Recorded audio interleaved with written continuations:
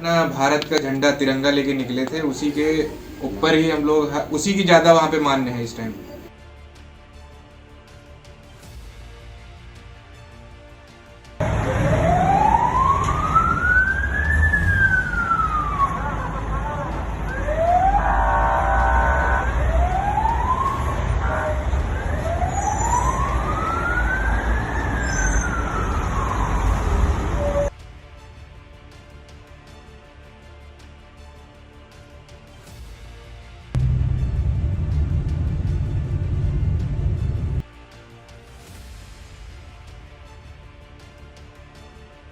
कि हम लोग भारतीय हैं, निकल जाएं। कहीं भी जाते थे, पूरा फोटो भी एक ग्रुप बनाए थे, उसमें यही सब डालते थे, भारत का झंडा तिरंगा यही सब। तो उसी के ऊपर हम लोग निकल आए।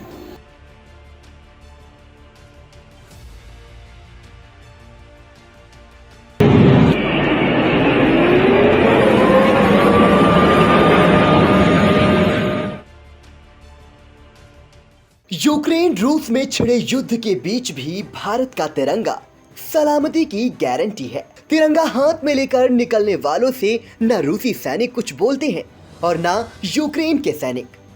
युद्ध के बावजूद तिरंगा लेकर निकलने वालों को सकुशल बॉर्डर की ओर जाने दिया जाता है। यूक्रेन से लौट कर आए मोहम्मद फैज ने बताया कि हर ओर धमाके से फैली दहशत के बीच किस तरह वो अपने साथियों समेत तिरंगे को ढाल बनाकर हंगरी बॉर्डर पहुंचे।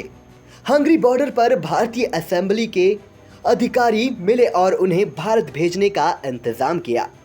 सीतापुर की सिधौली तहसील क्षेत्र के गड़िया हसनपुर में रहने वाले मोहम्मद फैज यूक्रेन से सकुशल घर वापस आ गए हैं।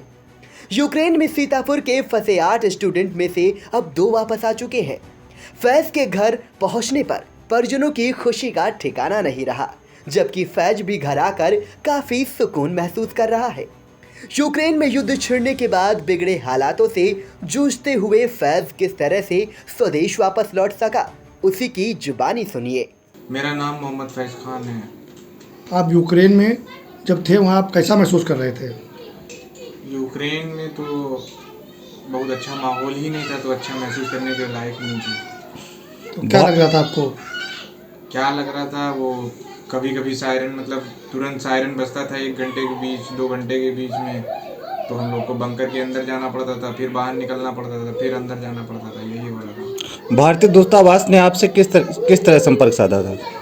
भारतीय दूतावास को हम लोग कांटेक्ट किए थे जब हम लोग निकल रहे थे, तो उन लोगों ने हमसे यही बोला कि अभी तो हम एडवाइजरी नहीं दे रहे हैं कि तुम उस यूक्रेन के बाहर जाओ, और जो तुम जाना चाहते हो तो तुम लोग जाओ, और उसके बाद हमारे सारे आदमी वहाँ तुमको बॉर्डर पे मिलेंगे, वो तुमको क्रॉस करेंगे, वो तुमको इंडिया तक ले जाएंगे, तुम्हारे घर तक। तो हम लोग अपने रिस्क पे निकल लिए थे। यूक्रेन में आप यूक्रेन से भारत आप किस तरीके से आए? अपना भारत का झंडा तिरंगा लेके निकले थे, उसी के ऊपर ही हम लोग, उसी की ज़्यादा वहाँ पे मान्य है इस टाइम। भारत मतलब आप तिरंगे में अपने आप को सेफ पा रहे थे? हाँ, तिरंगे में हम लोग सेफ पा रहे थे। उस पे ना रूसी सैनिक हमला कर रहे थे ना यूक्रेनी कि हम लोग भारतीय हैं, निकल जाएं। कहीं भी जाते थे, पूरा फोटो भी एक ग्रुप बनाए थे, उसमें यही सब डालते थे, भारत का झंडा तिरंगा यही सब। तो उसी के ऊपर हम लोग निकल आए इंडिया तक। पहले आप किस बॉर्डर क्रॉस करके गए थे? कहाँ गए थे? हम लोग पहुँचे थे यहाँ हंगरी बॉर्डर पे। हंगरी बॉर्डर से आप लोगों को वहाँ से फ्लाइट मिली है? हंगरी बॉर्डर पहुँचे, वहाँ क्रॉस किया, फिर हम लोग को एम्बेसी वाले मिले वहाँ पे, दूतावास वाले, तो उन लोगों ने हमको ले गए, रजिस्ट्रेशन कराया, फिर वहाँ क्या नाम है ये, रजिस्ट्रेशन करा के फ्लाइट का नंबर डलवाया, फिर होटल में रोका, खाना पानी दिया, अच्छा व्यवहार किया आराम से सारे भारतीयों के साथ। फिर हम लोग की फ़्लाइट आई, हम लोग चले आए दिल्ली। आप कहाँ पहुँचे? दिल्ली? जी। दिल्ली से फिर किस तरह से आए आप? दिल्ली से फिर मेरे को बोला गया कि आपको हम शाम में ले चलेंगे, यहाँ पे बोले कि आपके घर तक, लेकिन हमको परिजनों से मिलने की जल्दी थी, तो हमने अपना फ्लाइट किया लखनऊ का, फिर चले आए। भारत सरकार को आप क्या कहना चाहेंगे? भारत सरकार को हम बहुत धन्यवाद कहना चाहते हैं, और तिरंगा हमारा हमेशा वहीं रहेगा। परिवार वालों से मिलकर आपको कैसा लगा? बहुत अच्छा लगा।